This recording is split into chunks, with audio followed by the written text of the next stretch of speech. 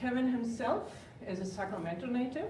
He holds a degree in civil engineering and started his career in a company in San Francisco managing, well, overseeing civil construction projects before he then changed into real estate. He very graciously accepted my begging letter, my request to give a presentation tonight. And I'm sure that all of us are going to learn a lot about this fabulous mid-century style and its importance for Sunnyvale cityscape. Thank you.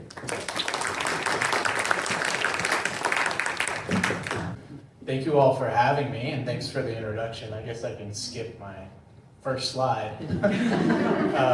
But thank you all for coming out tonight. I know it's pretty poor weather out there. Before we get started, I have to say, I know Eichler homes inside and out.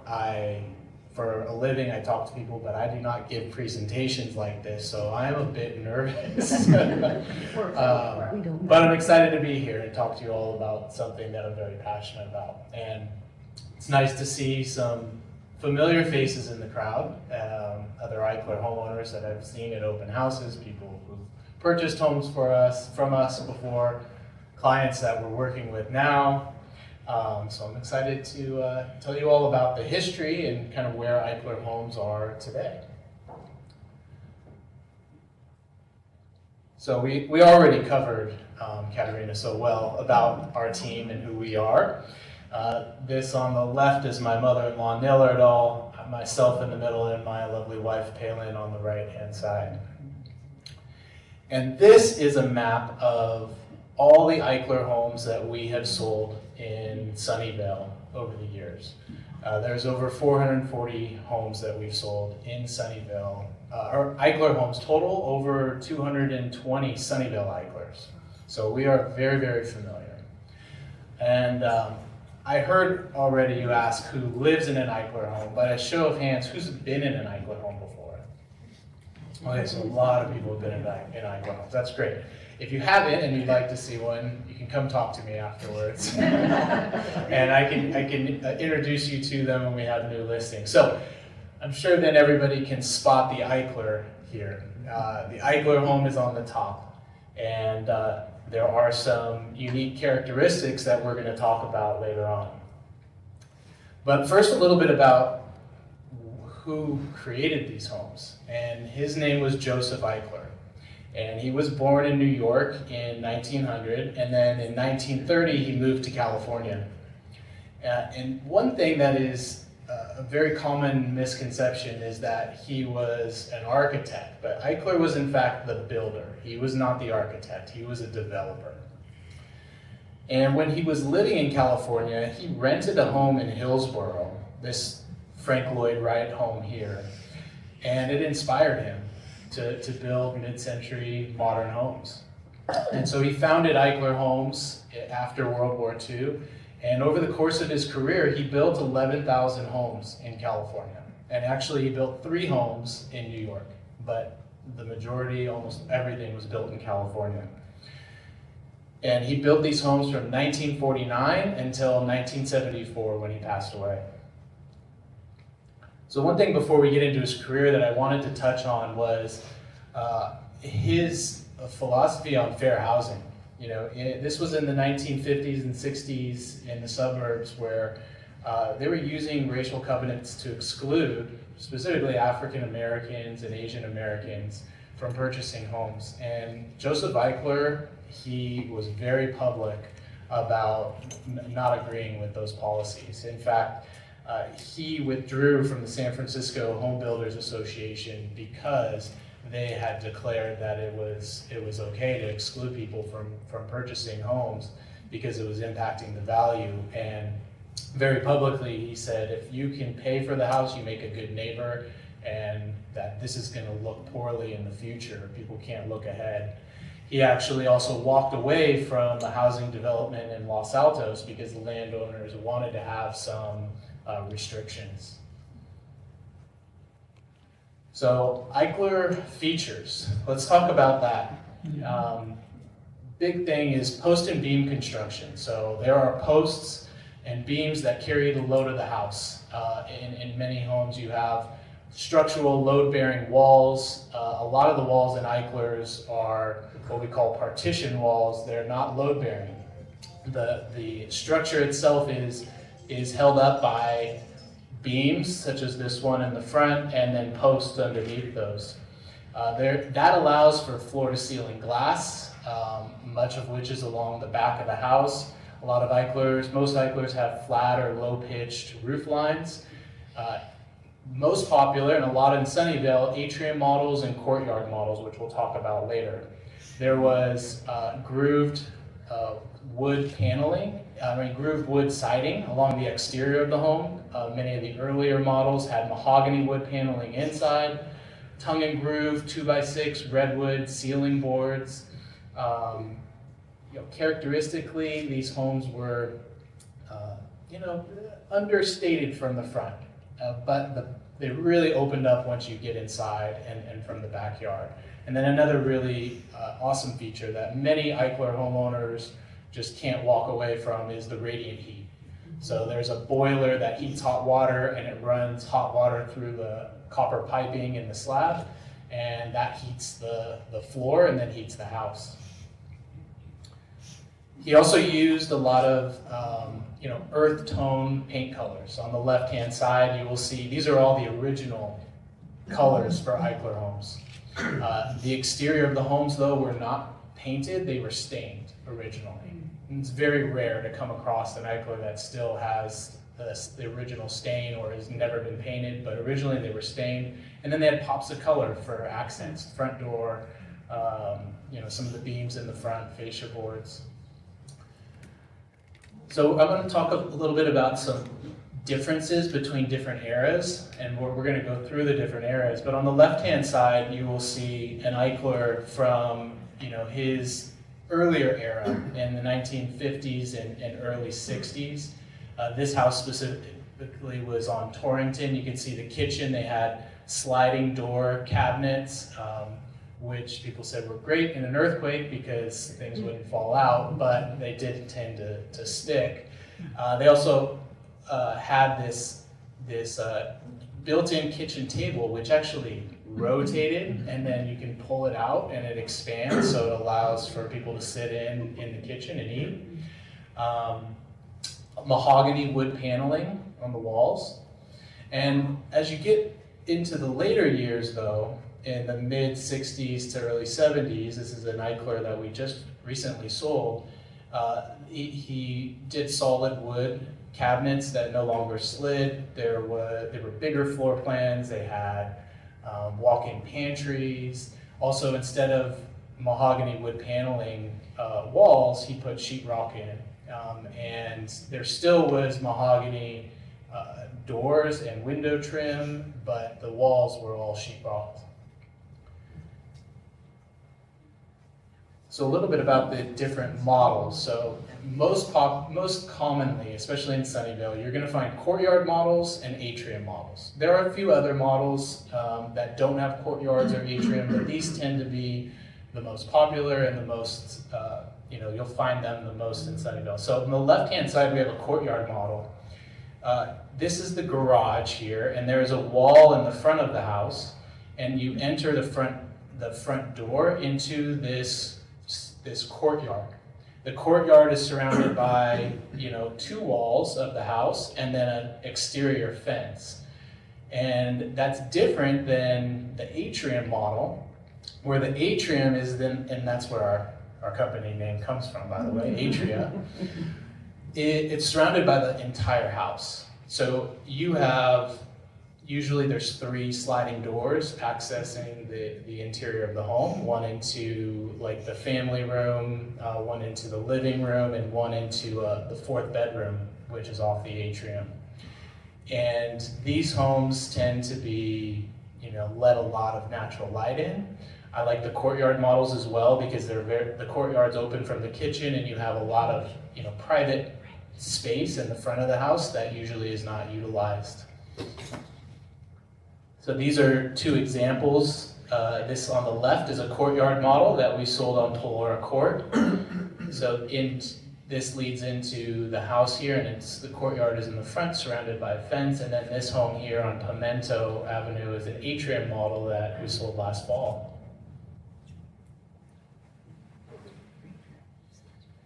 So when I mentioned post and beam construction before, I wanted to show you what that really means. So these beams here are supported by the posts underneath. And in this model, actually this wall originally ran all the way to this beam. But the homeowners were able to remove the wall and leaving the posts in place to open up the space. And that's something that we see more often today. We see buyers purchasing homes and opening up the walls to make them just a more open floor plan. And this is a picture of a home that we sold on Blanchard Way earlier this year in the summer. And you can see the post and beam construction, which allows for these walls of floor to ceiling glass. And this is for home buyers who walk into an Eichler home. When they walk in and they're not familiar with it, they see this, especially people who are relocating to California. I mean, this is California living. You move here and you get to enjoy the nice weather and look outside. I mean, they make for beautiful, beautiful homes to be able to experience the outdoors. And this is another home we had sold over on Allison Way earlier this year as well. Both of those we sold for original homeowners, actually. And you can see here the 2x6 tongue and groove ceiling. This was unpainted, so original stain on the ceiling. And again, the full floor to ceiling glass walls. And a lot of Eichlers also have these clerestory windows as well, which let in a lot of natural light from other angles.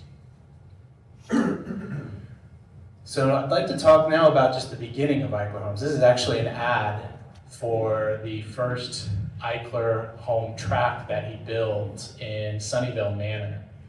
And when Eichler originally started building homes and how he got into it is he was selling like prefabricated housing packages. So homeowners would buy a piece of land and then they would purchase the materials from him and then build that home themselves. That was his business. But one of his foremen encouraged him to get into the home development business, and then he purchased in 1949 a 45-acre ranch in Sunnyvale and started putting together his prefabricated homes on his own.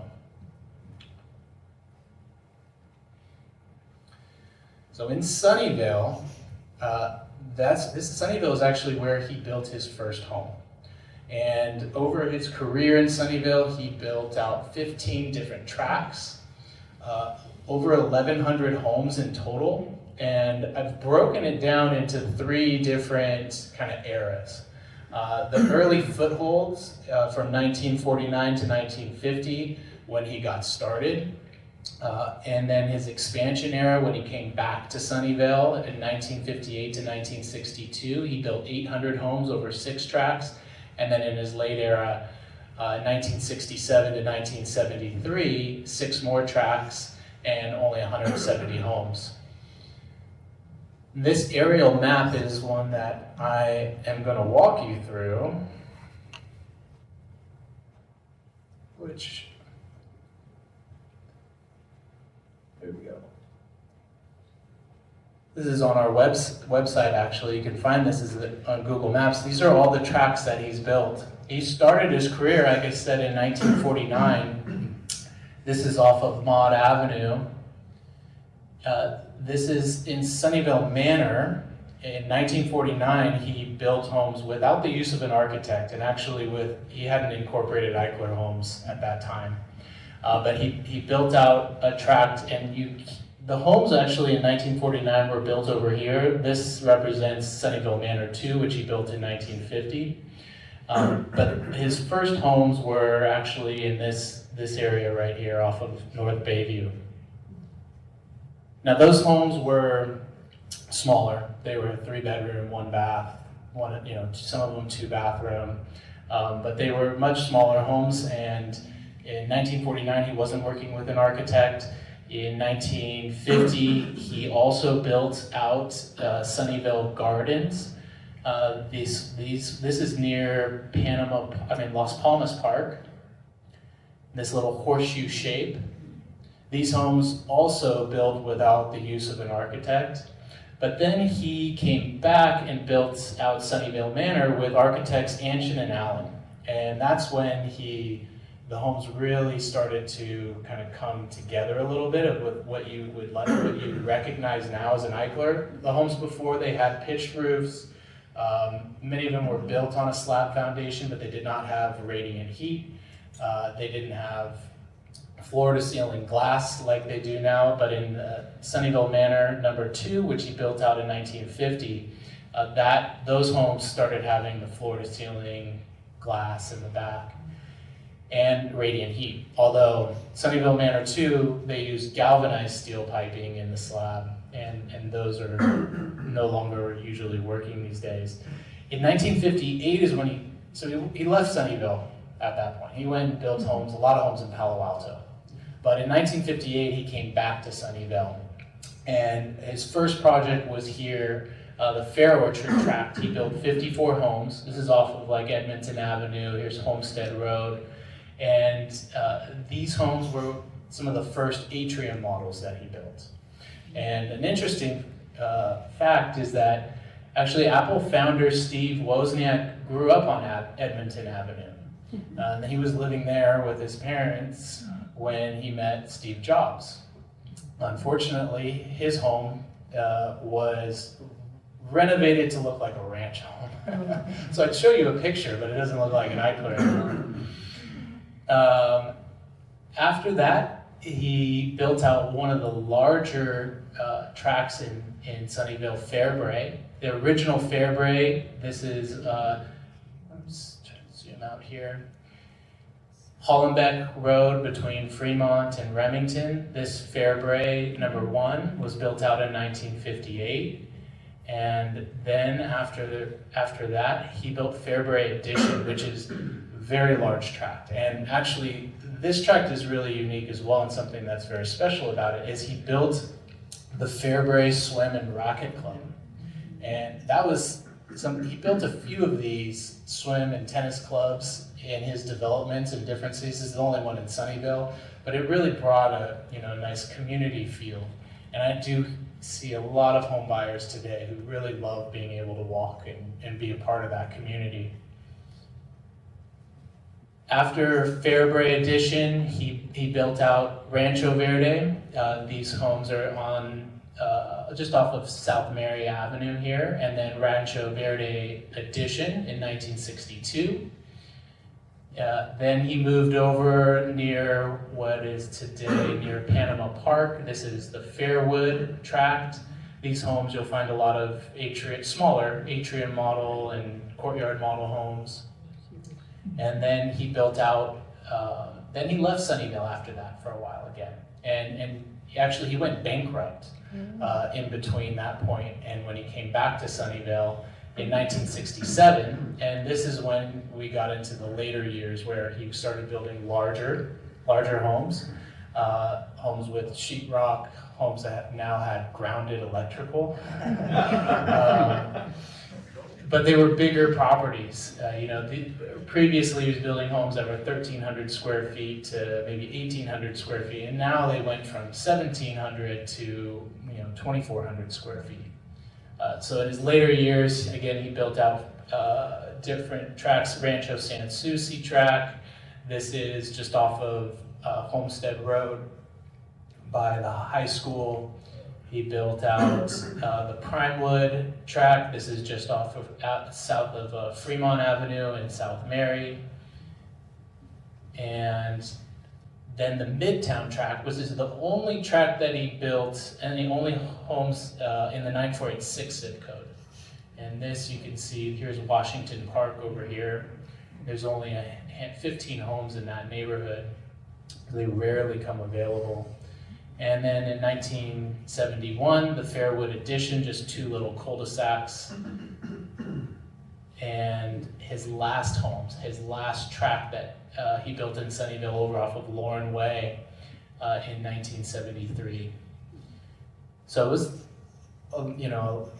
he had the beginning, the end, and kind of the middle expansion period in Sunnyvale. And something that you can find this on our website, but I like to show people as well how you can locate Eichler homes on your own. And that's by doing a satellite view, and you can see all of the white rooftops. So I'd like to also talk to you a bit about Eichler preservation efforts, because especially, Eichlers weren't when they were originally built, they were very popular. People loved them. I mean, they were really truly something unique that was built with, a sense of design. None of them, they weren't all the same. Like a lot of the models that he built, yes, he built courtyard models and atrium models, but variations of those. In every neighborhood, he had 4 or 5, and some of the later ones, no home was the same. So it was very different than other tract homes at that time, where it was exactly the same model over and over again. But there was a period of time where remodeling, people wanted to do their own thing, and modern or contemporary mid-century design wasn't very popular. So a lot of renovations that were done, they were not staying true to the original, design aesthetic. So in Sunnyvale, actually, in 2009, the city of Sunnyvale put together some design guidelines. Now, these are not very strictly enforced, but the intent for the guidelines was to accomplish the following: to preserve the unique character of the Eichler homes in their neighborhood, and assist owners in designing new home expansions, other exterior changes, and to respect and complement the scale and character of existing Eichler homes and their surrounding neighborhoods. So the design guidelines that the city of Sunnyvale put together were trying to show homeowners how to make improvements to the house and renovations. In this case, a second-story addition. So you can see on the left side, they've said, avoid box-like structures like on the top. What they wanted to have was, the beams and the roof overhang like originally was designed. That would complement the original design of the house. In this example, flat panel doors. They didn't, no like glass in the front door or glass in the like ornate designs in the garage doors or the front doors, just flat panel of garage door or entry door. Now all that was going very well. I'd say like the design guidelines were helpful, but in this year was 2016. I remember getting a phone call from a homeowner on Sesame Drive in the Fairbrae addition who was at the very beginning of kind of fighting a battle with a neighbor who had just purchased a home on Sesame Drive. And those home buyers, they bought this home and they didn't quite understand the degree of which the home hadn't been maintained. They thought that they could do some simple renovations to the home, and they later found out that they needed to do more thorough renovations and remodeling. And so, thus they decided to maximize, the value and the land that they had. So they designed a big 2-story house to rebuild. But that 2-story house was overlooking a number of neighboring homes' backyards. And the homeowner that contacted me was asking for some advice and asking, me to, write a letter essentially to help them to get some more privacy for themselves. Because in the original design of this new home on Sesame Drive, they were windows that were looking directly in to the back of their home and into their bedroom. I mean, the bedrooms in Eichler homes are full pane glass. There's not a lot of privacy if you have a 2-story house behind you. So in 2016, this home was was constructed, it was built, it's a two-story house. You can see the original Eichler home here, and then this is a photo of the home that was built. And this was a picture from an article that the Eichler network put together, where they interviewed the homeowner who was trying to get some design changes, the neighbor that was trying to get some design changes to provide more privacy for them. Now, it was too late for those homeowners to do this because the plans were already in, but they immediately started gathering signatures in the neighborhood to get neighbors to agree to put in place a single-story overlay. And in fact, they were able to get the signatures they needed. They applied with the city, and the city council agreed and approved a single-story overlay in that Fairbury tract. That tract is here. You can see the little bubble dotted area of the map. This is from the city of Sunnyvale zoning map. And you can see these are all single-story overlay zones now. So there's actually 6 Eichler neighborhoods now which have single-story overlay zoning, meaning you cannot build a second story anymore. So if there is a single-story zoning, you can build a single-story home new. You can follow the Eichler design guidelines, but you cannot build a second story. And a lot of people have asked my opinion on that. And as it is today, I feel like that does provide, it helps enhance the value of the house today because it guarantees that you're going to have privacy in the home. If somebody were to build a 2-story home right behind you, you would lose all that privacy and your home value would drop significantly because the value in these homes is, being able to have the windows, no shades there looking out, into your yard. But if you had somebody invading your privacy, it would definitely impact the value of the home. So you can see here where all the tracks are. You have the Fairbury tract, the Fairbury Addition, the Rancho Verde, this is Primewood, Fair Orchard, and then parts of the Fairwood tract. So let's talk a little bit about Eichler home ownership, and they've really become I've been selling real estate since 2012 actually, and over the past 10, 15 years they've become very, very popular.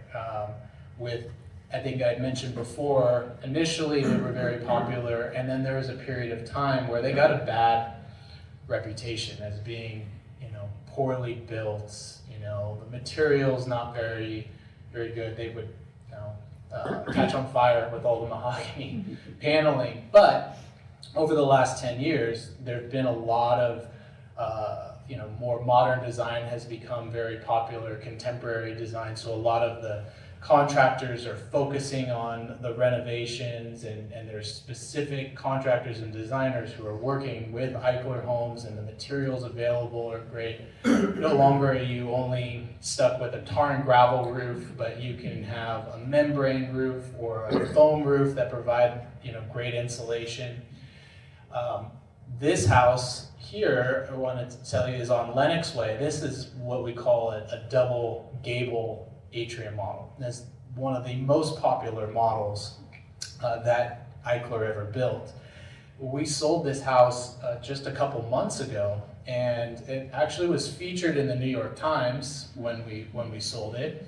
And the person who bought the home, they made an offer, their agent told me, they made an offer on an Eichler home that we sold 5 years ago in 2020 in Mountain View. It was another double gable Atria model. And they didn't make an offer since then.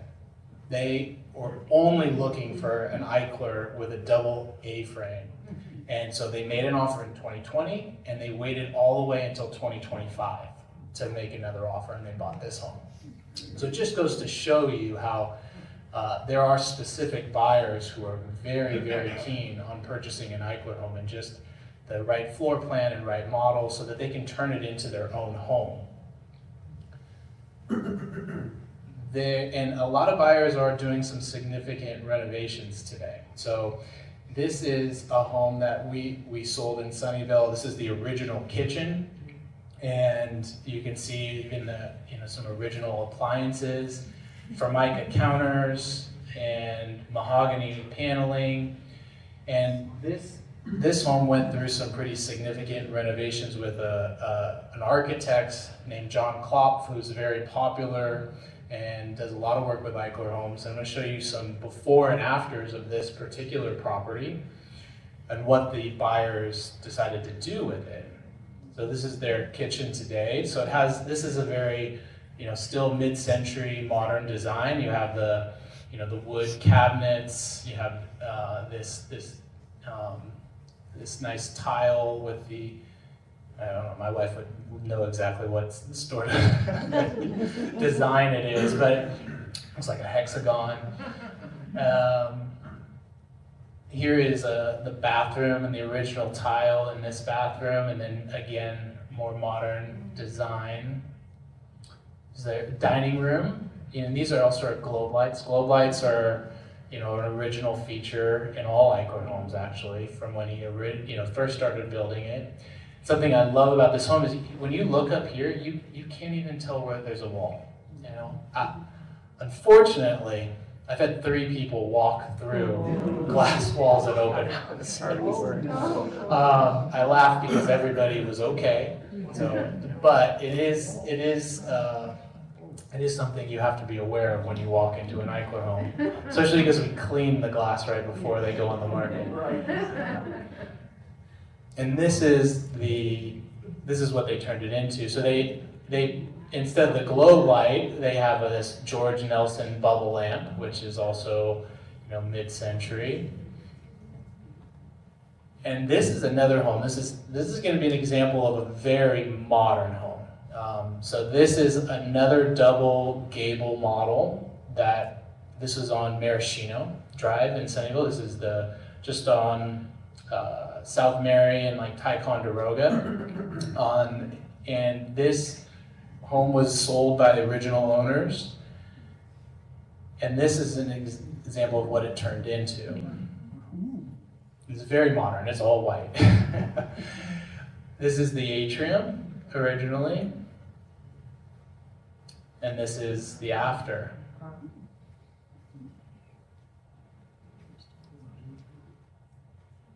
Here's the original kitchen. You can see, again, the sliding doors, the mahogany wood paneling. Here is the built-in kitchen table. This is the original vinyl VCT tile flooring. And then here's the more modern kitchen.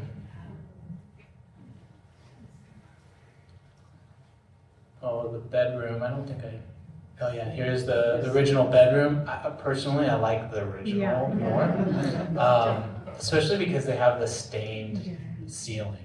So that original gray stained ceiling, I think it just looks so beautiful. You can see the wood grain in it, so I never like to paint them if it's original because you just can't get it back.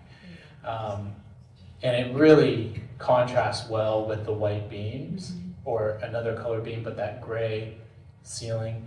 But this is what the after was. Now, you can see the flooring still was now they put in a large tile, probably porcelain, is very, very popular. People like to put in tile flooring in the homes because it works really well with the radiant heat system. You want something that's going to transfer that heat. So something like hardwood, while it looks beautiful, if the radiant heat has to work really hard in order to get through the thick hardwood.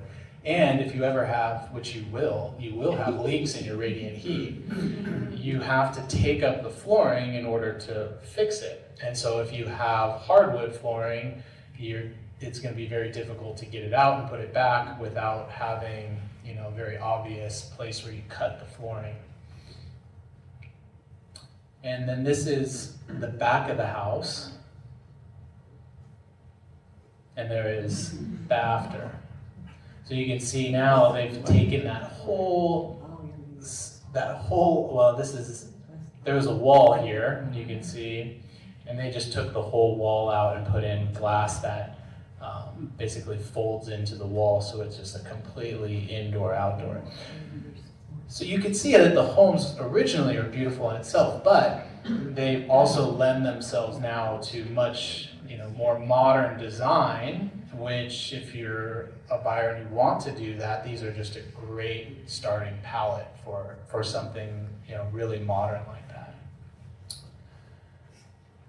So, before I get into that, I do want to walk you through some of these homes. This is a 1961 Eichler home. This is a carport atrium model home. This is on Kingfisher. Kingfisher is near Panama Park. And this is one of the kind of expansion era homes, so you can see all the mahogany wood paneling in the house. They have an unpainted brick fireplace. The ceiling is still the original stain. There's original globe lighting in the house. And the kitchen was very original as well. It's tight quarters, but you have the original cabinets, Formica countertops. In this model, the kitchen had this small little family room.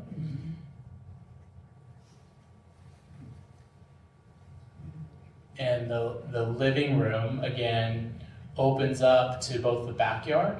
You have the floor-to-ceiling panels of glass, and it also opens up to the atrium. Well, let me get a better picture of the atrium, which lets in so much natural light. And there are actually too much natural light in this home, so he had to install these Roman shades over the atrium.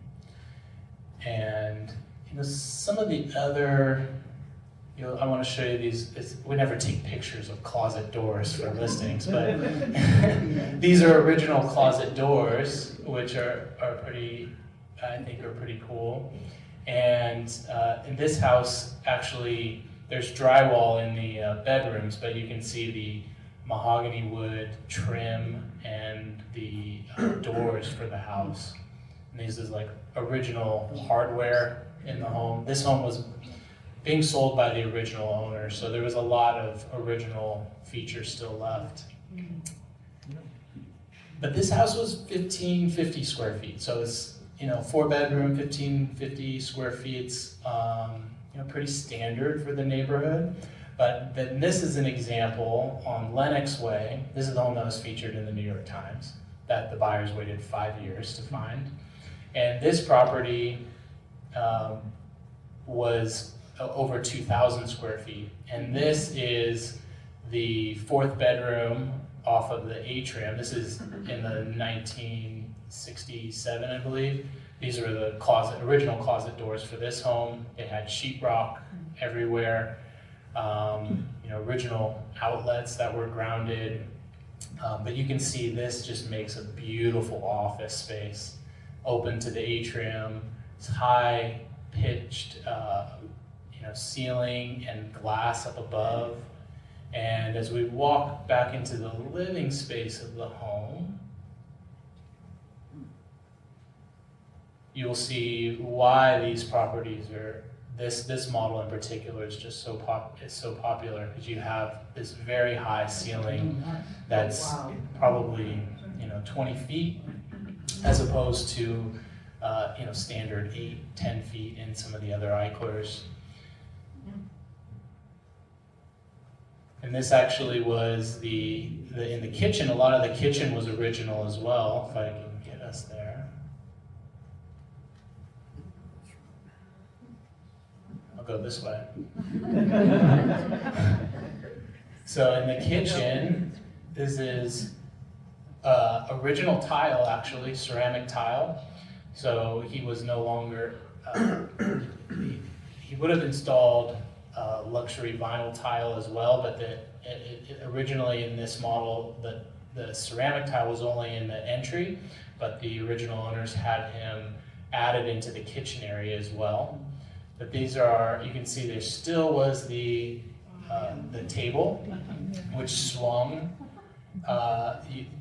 and expanded. There was the original cooktop, which is a very, they no longer make cooktops that are this size. So if the elements go out, you can't keep the countertop, and you have to just start over essentially. But these later models, you can see like this big, window over the sink. There was an attached laundry room. At that other model, the laundry was just in the kitchen. And these later models, there was actual laundry room and a walk-in pantry. So just more spacious, models.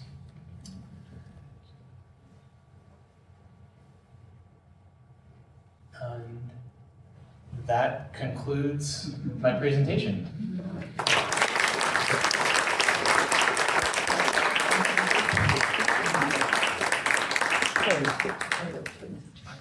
Question? Yeah. I have a question. Over on the corner of Ticonderoga and Mary, there is an Eichler that's having a second story put on it. Yeah. Is that in a different zone over there? It is. That is not protected, actually. So I can go back to that map. So on this map, The house is actually on South Mary. it is on Mary, but it's on the other side of South Yes. Mary. So it's on the fire department side, and that side was not included. So that's Rancho Verde Addition. Actually, I sold that house previously. The homeowner, he would lose it if he knew a second story was going on there. But that's not part of that area wasn't converted to a single story overlay. And just as another, I don't think it was an Eichler, there was another house down by Remington that they tore down completely, all the way down to the ground. On Remington? No, that's on South Mary. It's on right, it's on right. Oh, on right. No, Maybe I'm Mary, right.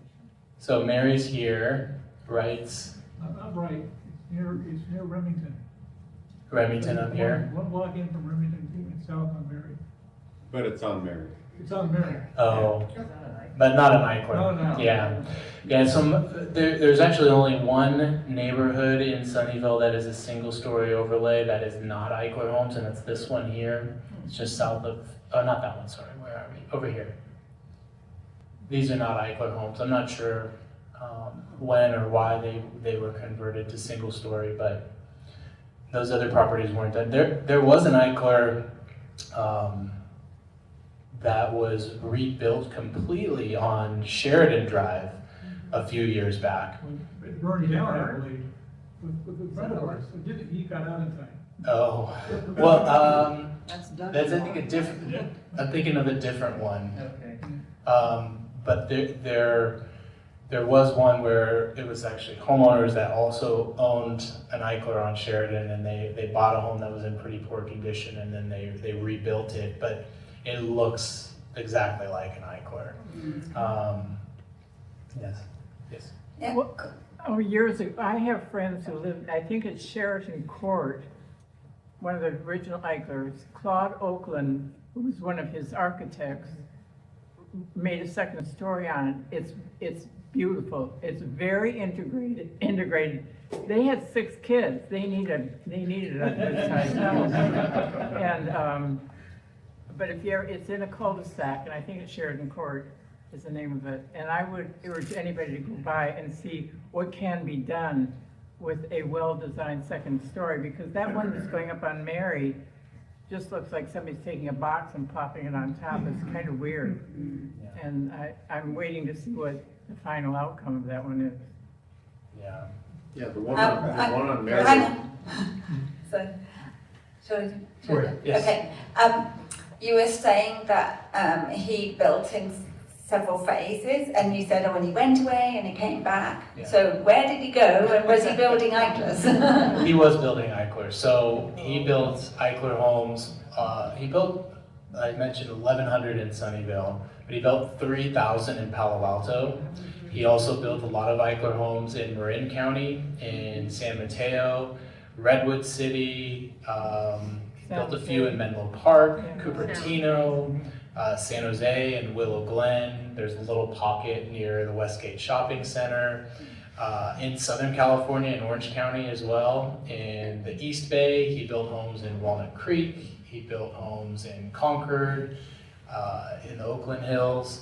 So there's quite a bit of areas where he was developing, but so when I say he went away, it really was, he was building out in different cities, except for that period, I want to say it was around 65 where he went bankrupt, and then he came back afterwards. Jim, you're supposed to use the microphone. Yeah. So we were members of the Fairbury Swim Club, and we joined about 1960, 69, 70, something like that.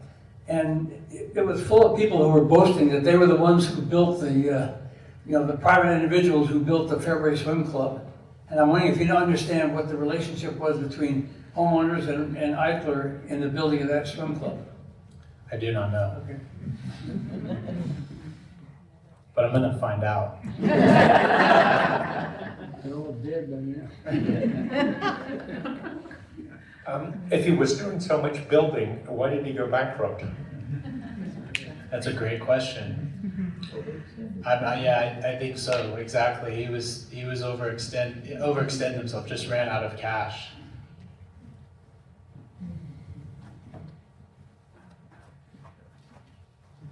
I think the one thing that's so admirable about him is that he did sell to blacks. And we knew blacks who lived in back in the 60s, I guess it's the 60s, I've been here so long, I can't remember. Anyway, but we did know black families who lived in Eichlers, and that was sort of thing. And then there were also a whole bunch of liberal, liberal politically people who lived in Eichlers, who happened to be friends of ours, surprise, surprise. But I mean, that was so admirable of him because he really stood up to a lot of redlining and everything else. Yes, thank you. In Palm Springs, they talked a lot about mid-century modern homes that were built for the movie stars, and Eichler wasn't one of the makers of them. Was he considered to be a great builder? Were his houses considered more for normal people, normal salaries? And then what is his connection with the more well-known mid-century modern architects? Great question. So, he was a builder. He built out tract homes for everyday, working Americans, people who, this was right after World War II, so he was building out homes for everyday people. He built a handful of custom homes, a few of them in Los Altos Hills. He built a home for himself in Atherton, but most of his homes were, tract housing that were, to be honest, they weren't, they were not high-end properties at the time. Right? I mean, they were beautifully designed because he was working with architects. He worked with Anshin and Allen. He worked with Claude Oakland. Those were the main architects that he was working with. And that was not seen in tract housing, but it was not, high-end custom homes that he was building. Related to that, you had the poster with the starting price on for that time. How did that price compared to other homes in the area at that time? And then how's it varied over the years with relative comparison to other homes at different times? That's a good question. I cannot speak to what the home values were in 1950s. However, I can tell you about the market today for them. It depends on what city you're in. In Sunnyvale specifically, there's not a huge difference, to be honest with you, between Eichler home sale prices and ranch homes. In Sunnyvale, the home buyers today, they are looking to be in Sunnyvale because they want to be in close proximity to work. Many of the home buyers, because of the price point here, is so high. I mean, in the where the Eichlers are now, mostly in the 9487 zip code, I mean, the average sale price is very, very close to $3 million for a home. So they're mostly concerned with being within a 15, 20-minute commute of work to, working, people and kids. So the prices are not as, different for Eichler homes or ranch homes. With a few exceptions, some of the properties that are Eichlers, like the one on Lenox, that was the double gable model. I mean, those do sell at a premium price because there's so few of them and they are very, very popular. But some of the smaller Eichler homes that are 1,400, 1,500 square feet, they tend to sell in line with others in the neighborhood. I'd say the more original homes, though, compared to a very outdated ranch home, the Eichlers tend to sell pretty well. But when the homes are both updated, they're relatively similar. Now, in other parts of Silicon Valley, though, specifically I will say in Willow Glen, the Eichler homes there do sell at a premium. They sell 5 to 10% higher than the ranch homes in the surrounding neighborhood. And the reason is because the models there are very similar to the models that are here in Sunnyvale. They're atrium models, courtyard models. They're very popular, but they are, a third of the, or 2/3 of the cost, right? They are around $2 million. And so if you're a home buyer, you want an Eichler home, those buyers, they tend to look across cities. They want to be in a particular model, they want to be in an Eichler home. So if they just can't quite buy an Eichler in Sunnyvale, then they look at some of those areas that are further south, and the price goes up for them for that reason. I wondered if you could say something more about the relationship between Eichler and Frank Lloyd Wright aesthetically. That it does seem to me that the Eichler houses do have, although the content is different from Wright's work, that the aesthetic principles seem very much the same, and I've described Eichlers as like Frank Lloyd Wright for the masses. And I wonder how you would feel about your thoughts on that matter. I think that's a very true statement. I mentioned he was renting a Frank Lloyd Wright home in Hillsborough, and it really inspired him. So again, the mid-century modern style, the floor-to-ceiling glass, bringing the indoor, outdoor, living, the roof overhangs, all of those design elements. Like he wanted to build those homes. When he was building the homes in the 1949, 1950 on his own, he didn't have an architect that he was working with. They still had some of those elements that he took from Frank Lloyd Wright. Then he decided, let me go hire a professional who can design these homes, which was Anshin and Allen Architects at that time. But you're absolutely right, I've heard that as well, that it is Frank Lloyd Wright homes for, more for the masses.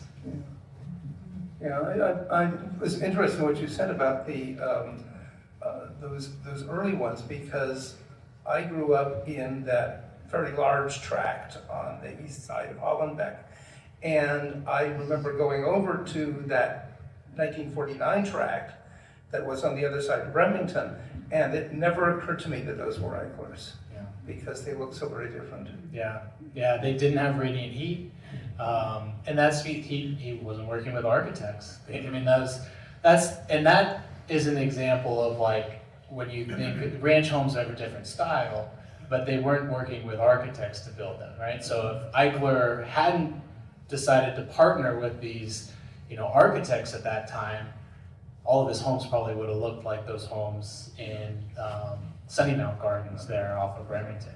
Okay, thank you. Yes. When you're selling an Eichler, that needs upgrades or whatever, refurbishment, do the owners ever get shocked at what it takes to remodel an Eichler? Being no crawl space, no slab, whatever, do you forewarn them? I do, but, you know, do you remember that house on Sheridan that built Sesame, that built the 2-story house? Those buyers were not warned.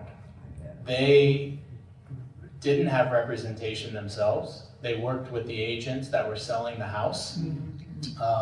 And those agents did not, you know, make sure they were aware of all of those things, like the cost, you know, associated with repiping a house that doesn't have a crawl space, that doesn't have a, you know, attic space. So I think it's important as a realtor that you are, making sure that the buyers are aware of it.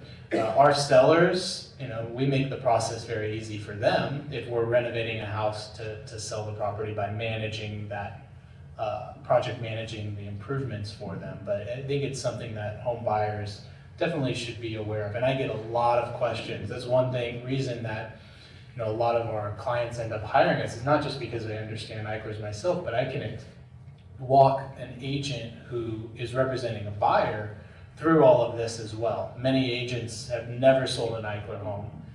They don't understand the costs involved. They don't understand how to do it. And so for many years, they would just shy their clients away from them. But because they don't want to, it's something they don't understand, they don't want to have to get involved with. So I spend a lot of time talking with other agents and explaining these to them so that they feel confident, and then many times they have me talk to their buyers directly so I can walk them through the process. Good. I have 2 questions, if I may. Mm-hmm. One, the houses right across from the Cumberland School, are they Eichlers? Yes. Okay. And second question, what are the differences between Eichlers and Gavellos? Okay. And there is another style, Jones and Emons? Oh yeah, Jones and Emons was another architect that worked with Eichler. The Gavello homes they were built by a builder named Elmer Gavello. They are very similar to Eichlers because he also worked with the architects that designed those homes were Anshin and Allen. And so the same architect worked with Eichler and worked with Gavello. The Gavello homes they also had radiant heat. They post and beam construction as well. They did not have atriums. They were built over near like Brawley Park in the 9486 zip code. They're big lots. A lot of them are on 10,000 square foot lots. Some interesting thing about those homes as well is many of them were built with septic tanks. They weren't connected to the sewer at the time. But they're very similar homes. There's other Eichlers, another very popular or prevalent builder was Mackey. He built homes in Mauna Loma neighborhood of Mountain View and in Santa Clara. He built a lot of homes as well. But there's no Mackey homes in Sunnyvale. And then there's another builder, American Housing Guild, built homes in Sunnyvale, just a few houses here and there. Those homes actually had atriums, a lot of them did. So they're very similar to Eichlers in that, but they were on raised foundation, they had forced heating, they did not have the floor-to-ceiling windows that Eichlers do. And the last one I would mention would be the Ball patio homes. They're also, I'd say, mid-century modern, but they were later built. They were built in the 70s. Are there Eichler homeowners groups, especially ones who are dealing with things that have not seen a lot of maintenance or not, or are closer to original? You meaning like groups to help each other with like remodeling or like maintaining? Yeah. Yes, I think there's some groups that are on like Facebook. There's a website called the Eichler Network, which they used to put out this California Modern magazine. They've since stopped doing that, but they still have this website, the Eichler Network, where there are a lot of different chats about different improvements that you can make. There's different blogs that are out there as well for homeowners who've purchased original Eichlers and refurbished them into, going back into original condition. I've heard of Eichler homeowners taking painted mahogany walls and stripping the paint off to bring the mahogany wall back. So you can find a lot of it out there, but there's nothing. I get a lot of homeowners that ask me for recommendations too.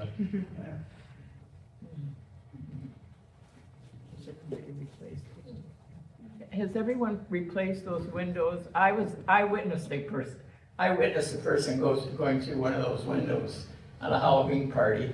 That isn't that party. But anyway, are all the windows now sort of double paned? And No. so you still walk through them? Still, yes.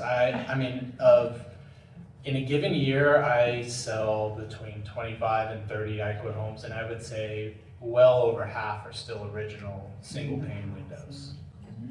It is very expensive to change out the windows in an Eichler home and do it well, and it can be $75,000, $80,000, depending on the model. It can be more. So it's something that there's still a lot of Eichlers that have original single pane. You can put a safety film over it. So instead of changing it out to tempered glass and double pane, you can get a film, like a clear film. Think of it like a piece of tape that goes over the glass, so that if it does break, that it will hold it together. And then what about air conditioning? That's becoming more and more critical these days. So there's different options. The most common is putting in a mini split, like heat pump system. That's the cheapest and easiest way to do it. And you could have gotten rebates, but too Yeah. late now. Yeah. And you have somebody else I know. Kevin, thank you very much. We really appreciate it.